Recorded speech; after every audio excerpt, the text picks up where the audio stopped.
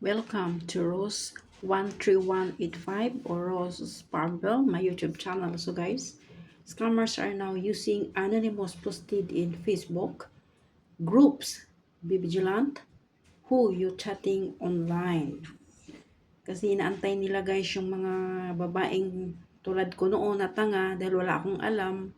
So ayan guys, ang ginamit nila ngayon ay anonymous at ang sasabihin nila kung makipag-chat sa'yo, nag-hide sila sa anonymous na pangalan para hindi malaman na siya si Prince Hamdan Paza. Kasi maraming sumusunod sa kanya. So yan guys, ang pautot nila, atik-atik nila yan para ikaw ay mapasok sa kanilang lungga.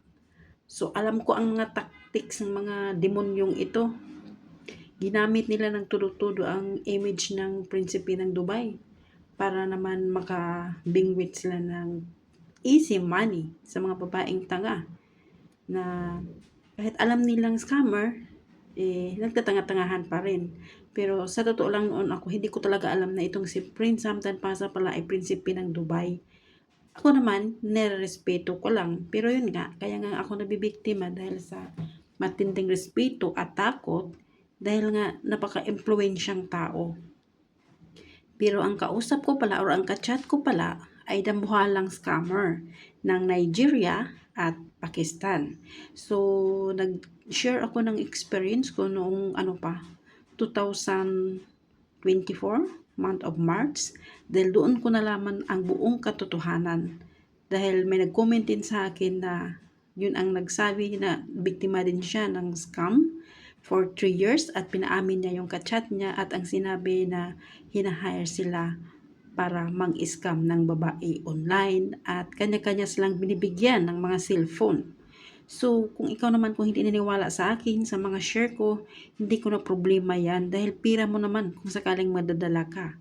Kaya ito ngayon, nakishare pa rin ako sa mga nakikita ko kasi naiinis ako talaga sa totoo lang. Walang awa itong mga demonyong ito. Hindi sa ngayon, hindi na sila nagchat-chat sa akin dahil alam na nila na hindi na nila ako madala pa. So, kayo naman, sana mag-ingat kayo dahil kung hindi kayo mag-iingat, talagang sayang yung pera nyo. Dahil ang mga demonyong ito ay pera ang gusto, ang hanap sa mga babae. Dahil yan ay negosyo nila at yung mga hinahire nilang mga scammers ay binabayaran din nila. So sana mag-ingat kayo maliban sa akin dahil ako ay nag-share lang ako ng experience ko dito sa social media na sana huwag kayong mabiktima. Yung sa akin naman, siguro ginamit na ako ni Lord, pero ito na ako, nakamove on ako, matagal na, sharing experience na lang ako sa inyo, kung naniwala kayo, kung hindi, okay lang din, kasi maganda din yung masubukan ninyo eh, at doon yung malaman ng buong katotohanan na scammer pala ang nasa likod ni Prince Hamdan Paza na mga picture.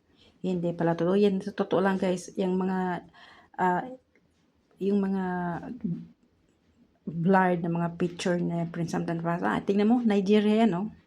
Kasi tinicheck ko na talaga yan yung mga Facebook page transparency country location. Kahit gagamit sila ng mga iba't ibang phone number, nakikita ko talaga na Pakistan at Nigeria. So, thanks for watching.